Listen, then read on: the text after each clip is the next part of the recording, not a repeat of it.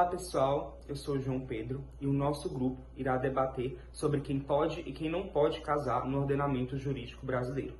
Bom, primeiramente eu preciso explicar o que é a idade núbil. Basicamente, a lei exige que a pessoa tenha maturidade para casar. Hoje no Brasil, a idade núbil é de 16 anos, tanto para homens quanto para mulheres.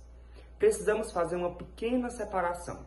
Aos 18 anos, você já alcançou a capacidade plena, ou seja, você não precisa da autorização de ninguém para casar, o que é bem diferente quando olhamos para os 16 aos 17 anos, onde sim, você já alcançou a idade núbil, porém é relativamente capaz, ou seja, você precisa da autorização dos seus responsáveis. Devemos olhar para a capacidade matrimonial como um tipo de capacidade especial.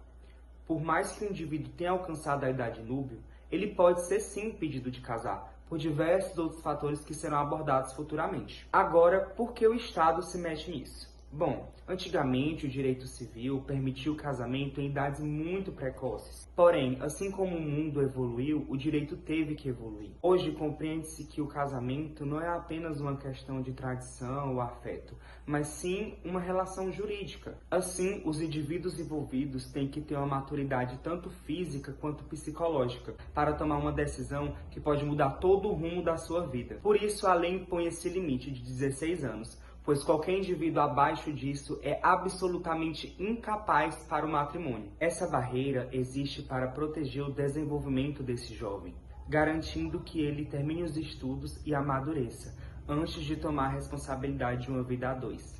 Em resumo, a lei tenta ponderar a vontade de casar e a proteção desse jovem. O artigo 1520 do Código Civil de 2002 permitia casamento para menores de 16 anos em casos de gravidez ou para evitar o cumprimento de uma pena criminal.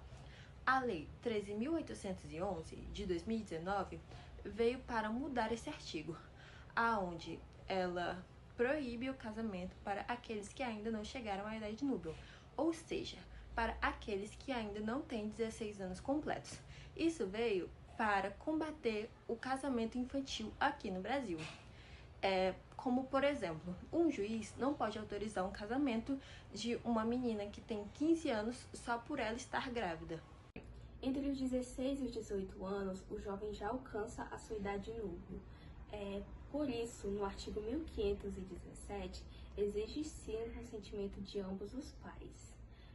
Mas se houver um conflito, se a mãe ela autorizar e o pai ele negar sem um motivo justo, ou se ambos negarem por um mero capricho, isso o direito ele dispõe uma possibilidade, uma solução, que é o suprimento judicial, no qual o interessado ele vai ingressar com uma ação, o juiz ele vai ouvir ambas as partes e vai decidir se a recusa dos pais é pertinente ou se o casamento deve ser sim autorizado.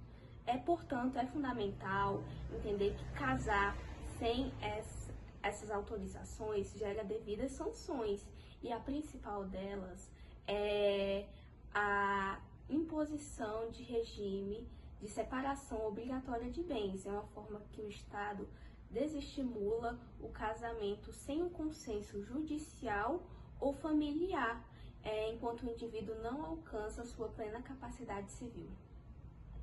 Os impedimentos matrimoniais são situações que estão na lei brasileira e que estão prescritas dentro do artigo 1521 do Código Civil. E o que são esses impedimentos? São situações que, se forem desrespeitadas, o casamento ele não vai ser validado e pode sim ser considerado nulo. Algumas das situações são casamento entre ascendentes e descendentes, ou seja, casamento entre família, né? Por exemplo, pai com filha, irmão com irmã e etc. E também tem a condição de adotante e o adotado, que também não podem se casar. E casamento entre o homicida e o cônjuge que ficou vivo. E para que isso serve, né? Segundo Maria Helena Diniz, esses impedimentos eles foram colocados justamente para proteger, né, e continuar com dignidade e a moral da família.